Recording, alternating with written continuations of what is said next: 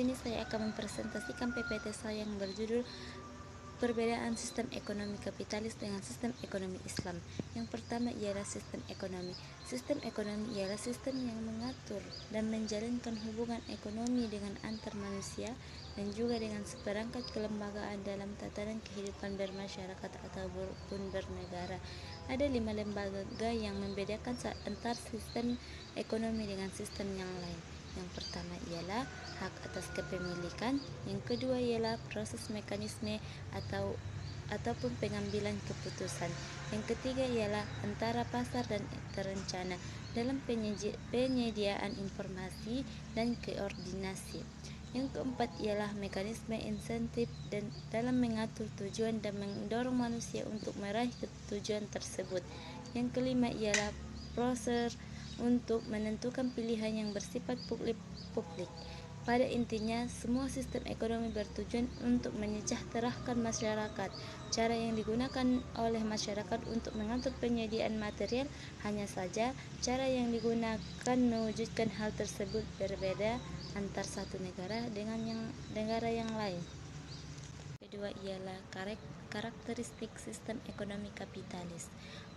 Britannica mengartikan kapitalisme sebagai sebuah sistem ekonomi yang umumnya berlaku di negara-negara barat sejak runtuhnya sistem feodal, di mana mayoritas faktor produksi dikuasai oleh swasta dan di mana produksi dan distribusi pendapat melalui mekanisme ataupun operasi pasar. Sistem feodal ini memungkinkan terjadinya eksploitasi dari pihak bangsawan terhadap para pengikutnya, terutama para petani. Di antara bentuk eksploitasi tersebut adalah biaya sewa tanah yang tidak didasarkan pada nilai pasar. Sistem ini dalam perkembangannya mendapatkan perlawanan. Revolusi Prancis merupakan momen puncak yang menghapuskan aset feodal secara permanen dan mengalihkan ke aset borjuis. Langkah ini kemudian diikuti oleh sejumlah negara lainnya dalam menghapus sistem feodal. Peran pemerintah dalam pandangan Smith hanya terbatas pada 3 tugas utama, yakni menjamin keamanan eksternal, keamanan internal, dan beberapa tugas publik sejumlah institut publik. Secara umum, ekonomi kapitalis memiliki 6 pilar. Yang pertama, kepemilikan individu. Yang kedua, self-interest. Yang ketiga, persaingan bebas. Yang keempat ialah mekanisme pasar. Yang kelima, bebas dalam menentukan pilihan. Yang keenam ialah peran penting terbatas untuk melindungi hak privat warganya dan melihat tatanan lingkungan. Ialah perbedaan sistem ekonomi kapitalis dengan sistem ekonomi Islam. Yang pertama ialah worldview ataupun pandangan hidup. Pandangan hidup dapat menentukan arah, tujuan, dan juga perbuatan yang akan dilakukan oleh seseorang. Cara pandangan hidup di dunia dipengaruhi terhadap suatu kelompok masyarakat dalam aspek sosial, politik, ekonomi, dan budaya mereka. Pandangan hidup manusia non-muslim, yakni mereka yang tidak beriman kepada Allah Subhanahu wa Ta'ala, mempunyai pandangan yang beragam akan hidup ini. Namun, semua mengarah kepada satu hal, bahwa tidak ada kehidupan setelah kehidupan ini. Sebagian mereka percaya bahwa alam ini terbentuk dalam sendirinya melalui proses seleksi alam. Sebagian ada yang mempercayai bahwa ada yang menciptakan, tapi kemudian Tuhan tidak mempunyai intervensi. Bagi kapitalisme, material adalah hal yang paling penting untuk mencapai kebahagiaan.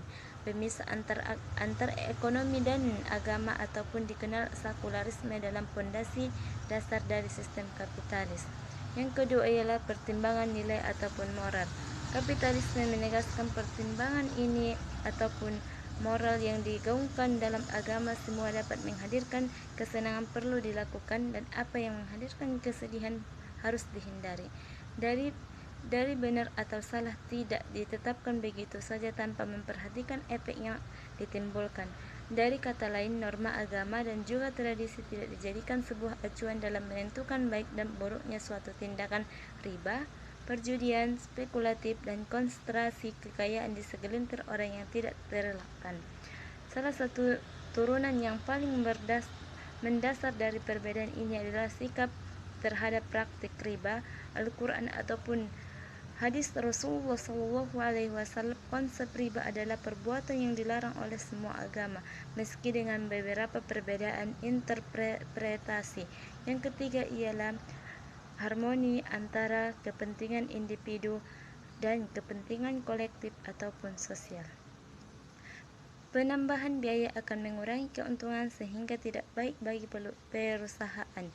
Diasumsikan bahwa meski individu mengejar utilitasnya, tetapi dia hanya akan memanfaatkan sebuah daya untuk memenuhi kebutuhannya.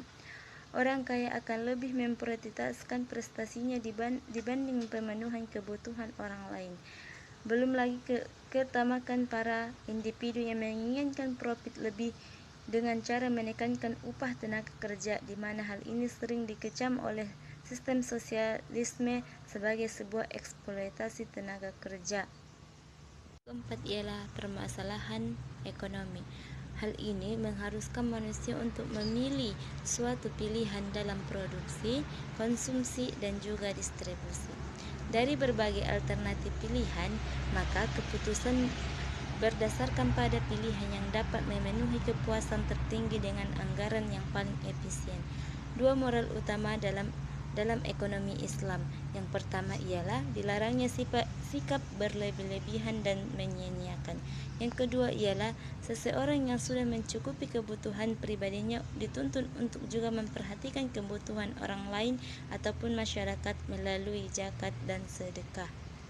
Berdasarkan dengan sosialisme yang di dalamnya faktor produksi dikuasai oleh negara, setiap individu dapat memiliki berbagai sumber daya yang ada dan juga berhak untuk mengelola sumber daya tersebut sesuai dengan kehendak dalam upaya pemenuhan kepentingan individunya.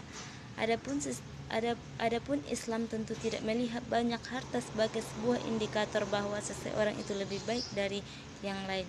Allah Subhanahu wa Ta'ala adalah pemilik harta yang sesungguhnya, maka kepadanya kita semua akan kembali. Yang keenam ialah mekanisme pasar. Mekanisme pasar merupakan interaksi antar peminta dan penawar. Harga ditentukan oleh mekanisme pasar. Tidak ada perbedaan antara kapitalisme dan ekonomi Islam dalam hal ini. Kelangkaan barang atau jumlah permintaan melebihi penawar dapat mendorong kenaikan harga. Yang mampu membolak-balikan hati manusia ialah Allah Subhanahu wa Ta'ala, dan naik turun harga tidak selamanya berkaitan dengan naik turunnya penawaran, melainkan ketetapan Allah Subhanahu wa Ta'ala. Yang ketujuh ialah intervensi pemerintah. Kapitalisme sangat mengedepankan persaingan pasar tanpa adanya intervensi pemerintah. Tanpa intervensi pemerintah diharapkan ada tangan tak terlihat yang mewujudkan kepentingan sosial. Ketika terjadinya Great Depression di tahun 1930-an, di mana waktu itu terjadi pengangguran yang sangat tinggi dan juga terjadi deflasi. Oleh karenanya, Keynes berargumen bahwa pemerintah perlu melakukan intervensi dengan meningkatkan pengeluaran pemerintah dan mengurangi pajak. Cukup sekian yang dapat saya sampaikan. Apabila ada kata-kata yang kurang berkenan, saya mohon maaf. Wabillahi taufiq wal hidayah. Wassalamualaikum warahmatullahi wabarakatuh.